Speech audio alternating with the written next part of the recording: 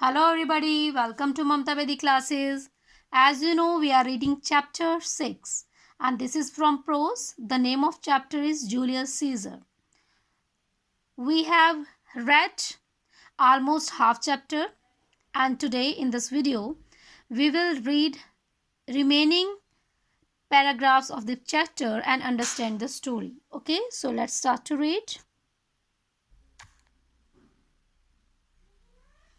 After Caesar's death, what will happen? We will read the chapter. At Caesar's funeral, Brutus addressed the frightened people thus. अब क्योंकि जो scissor है उसको मार दिया गया है और जो ब्रूटस है उसका फास्ट फ्रेंड है और लोग उस पर ट्रस्ट करते हैं. अब ब्रूटस जो है सीज़र के फनरल होता है जैसे दफनाना, ठीक है, जैसे संस्कार होता है ना, आफ्टर डेथ किसी को जलाया जाता है, दफनाया जाता है. तो ये रोमन पीपल हैं तो इनके अकॉर्डिंग टू कस्टम उनको दफनाया जाता है. तो जब सीज़र की फनरल होती है तो उनमें एक ट्रेडिशन होता है कि उस टाइम पे उसके जो फ्रेंड्स होते हैं या रिलेटिव्स होते हैं तो वो जो डेड पर्सन होता है उसके बारे में कुछ ना कुछ वो बताते हैं ना कुछ अच्छा बोलते हैं. तो अब जो ब्रूटस है वो जो डरे हुए लोग हैं उनको एड्रेस करता है, उनको संबोधित करता है.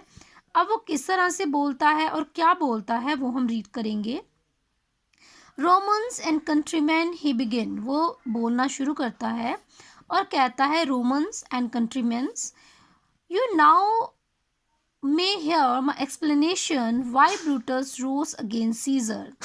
तो आपको मेरी एक्सप्लेनेशन सुननी है कि जो ब्रूटस था, जो सीजर का फास्ट फ्रेंड था, वो किस तरह से उसके अगेंस्ट हुआ. दिस इज़ माई आंसर, और मेरा आंसर ये है. Not that I love Caesar less, इसका मतलब ये नहीं कि मैं सीजर से कम प्यार करता था, बट दैट आई लव रोम मोर, लेकिन मैं अपने फ्रेंड से ज़्यादा अपने रोम से, अपने देश से ज़्यादा प्यार करता था. Would you rather have Caesar living and die as slaves और Caesar dead and live as free man. Would you rather have Caesar living and die as slave, क्या आप चाहते थे कि जो सीजर है वो स्लेव्स की तरह मरता. Caesar dead and lives as free man, Caesar एक फ्री मैन की तरह, एक आज़ाद व्यक्ति की तरह जिया भी और मरा भी. एज सीजर लव्ड मी, क्योंकि सीजर मुझे बहुत प्यारा था. आई वीप फॉर हिम, मुझे उसके लिए दुख है. As he was fortunate I rejoice at it, as he was brave I honour him, but as he was ambitious I killed him. अब वो बोलता है कि अगर फॉर्चुनेट की बात करें तो मुझे उस पर खुशी है, अगर बहादुरी की बात करें तो मुझे उस पर गर्व है, अगर एम्बिशंस की बात करें तो मैंने उसे मार दिया. There are cheers for the love and joy for the fortune, honour for his bravery and death for his ambition. तो इस तरह से उसके प्यार के लिए मेरे पास आंसू हैं, उसके फॉर्च्यून के लिए मेरे पास जॉय है, उसकी ब्रेवरी के लिए मेरे पास ऑनर है, और उसकी डेथ के लिए मेरे पास, एम्बिशन के लिए मेरे पास डेथ है. क्योंकि वो एम्बिशियस था इसलिए उसे मार दिया गया. तो इस तरह से वो एक्सप्लेन करता है. I will finish with these words, और इन्हीं वर्ड्स के साथ मैं अपना बोलना समाप्त करता हूँ. I kill my best friend for the good of Rome, मैंने अपने परम मित्र को रोम की भलाई के लिए मार दिया. But I have the same sword for my self and it shall please my country to need my death, और यही तलवार है मेरे लिए भी. अगर मेरी मौत से मेरे कंट्रीमैन को कोई खुशी होती है तो मैं इससे अपने आप को भी मार दूंगा. This move the people to admiration and they cheered Brutus. Now Mark Antony rose to speak.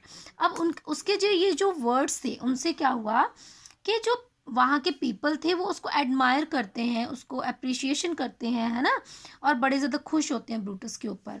अब बारी थी मार्क एंटनी की. अब मार्क एंटनी भी हम पढ़ चुके हैं कि वो उसका एक फ्रेंड था, है ना, सीजर का.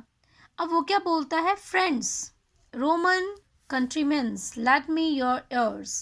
I come to bury Caesar, not to praise him. The evil that men do lives after them. The good is often buried with their bones. अब मार्क एंटनी क्या कहता है कि friends, Romans and countryman, land me your ears, मतलब मेरी बात को ध्यान से सुनो. मैं यहाँ पर सीजर को बरी करने आया हूँ, ना कि उसकी प्रेज करने. The evil that men do lives after them.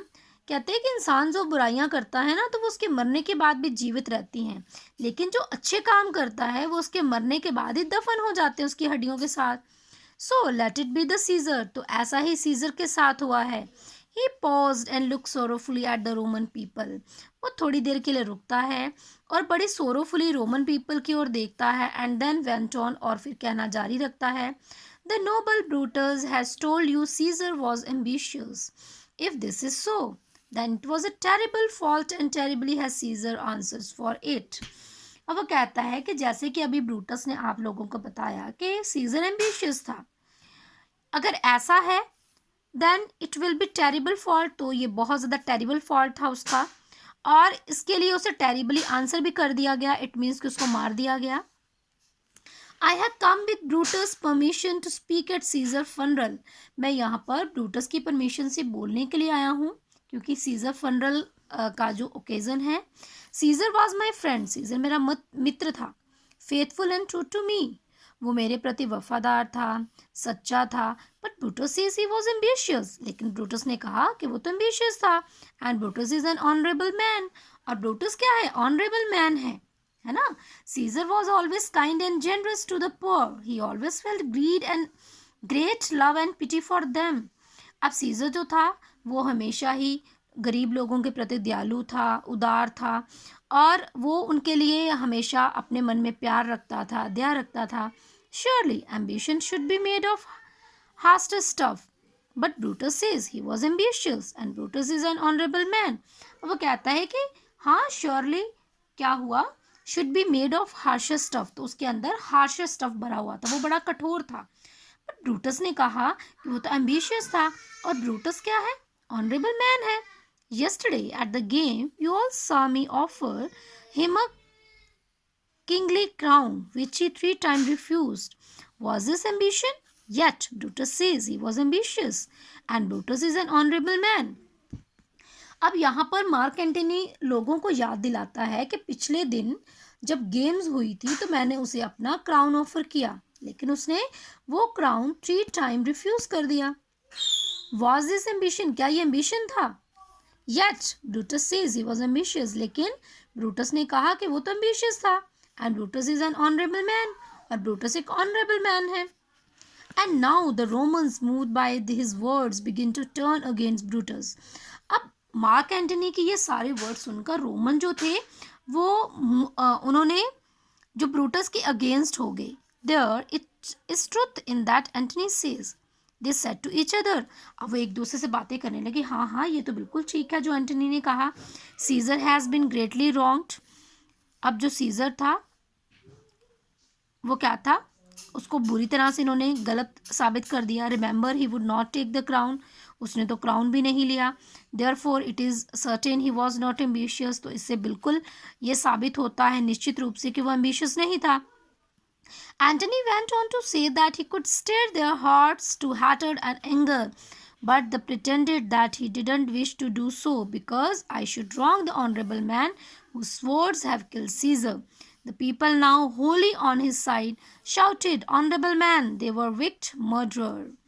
अब एंटनी अपना बोलना जारी रखता है और कहता है कि अपने हार्ट्स हैं उनमें गुस्सा भर लो, उसमें नफरत भर लो. But he pretended that he didn't wish to do so. लेकिन वो ऐसा प्रिटेंड करता है कि वो ऐसा नहीं करना चाहता. Because I should wrong the honourable man whose sword has killed Caesar. तो कहता है कि इस तरह से वो लोग गलत हो जाएंगे जिनकी तलवारों ने सीजर को मारा क्योंकि वो तो ऑनरेबल है. तो पीपल कहता है, लोग कहते हैं कि no holy on his side. वो कहता है कि नहीं, वो पूरी तरह से वो मार्क एंटनी की तरफ जो लोग हैं वो हो जाते हैं और वो जोर जोर से चलाते हैं. वो ऑनरेबल मैन नहीं है. देवर विक्ट मर्डर. वो तो विक्ट मर्डर हैं, बहुत क्रूर निर्दयी मर्डर हैं जिन्होंने सीजर को मारा. अब नेक्स्ट क्या होता है? And Antony spoke again. If you have tears, prepare to shed them now. He showed them Caesar's cloak, torn by the swords of men whom he had thought were her friends. See what a rent the envious Casca made, cried Antony. And here the well-beloved Brutus stuck. This was the unkindest cut of all. You know how dearly Caesar loved him, and when he found the Brutus was unfaithful, his great heart broke. अब जो Antony अपना कहना जारी रखता है और कहता है कि अगर आपके अंदर आंसू हैं तो उन्हें बहाने के लिए तैयार हो जाओ। फिर वो उन लोगों को सीजर का जो क्लॉक है, जो चोगा है, जो जगह जगह से स्वॉर्ड से फटा होता है, वो दिखाता है और कहता है कि देखो water and the envious Casca made, देखो जो एनवियस कास्का है उसने क्या किया। And there the well beloved Brutus stuck, तो यहाँ पे उसका जो प्यारा ब्रूटस है उसने स्टक किया है। This was the unkindest cut of all, तो सबसे जितने भी उसे घात लगे थे, जितने भी लोगों ने उसे मारा, उन सब में से जो ब्रूटस ने उस पर वार किया तो सबसे ज़्यादा वही जो क्या था, अनकाइंडेस्ट था। You know how dearly Caesar loved him, वो कहता है क्योंकि सीजर उसे बहुत ज़्यादा प्यार करता था। एंड व्हेन, जब उसने देखा कि ब्रूटस जो है वो अनफेथफुल है, तो उसका जो दिल था वो टूट गया। The people cried, O noble Caesar, O most bloody sight, we will be revenged. अब वो कहते हैं कि लोग कहते हैं कि ओ हमारे प्यारे सीजर, ओ ब्लडी साइट, हम बदला लेंगे। Shouting for revenge they rushed out of the market place in search of Caesar's murder, तो इतना कहकर वो मार्केट प्लेस की तरफ दौड़ते हैं जहाँ पर वो उसके मर्डर्स को ढूंढते हैं। And mark Antony was well satisfied, और अब ये सब कुछ देखकर मार्क एंटनी बिल्कुल सेटिस्फाइड हो जाता है, क्योंकि उसका मेन मोटिव था लोगों को ब्रूटस के अगेंस्ट बोलना और सीजर को सिंपैथी दिलाना, तो वो अपने इस एम में कामयाब हो जाता है। The first part of this plan had work, और इस प्लान का जो फर्स्ट पार्ट है वो वर्क कर जाता है, काम कर जाता है। और आज के लिए हम इतना ही पढ़ेंगे। We will read last paragraphs of this story in next video. Till then, take care. Bye bye.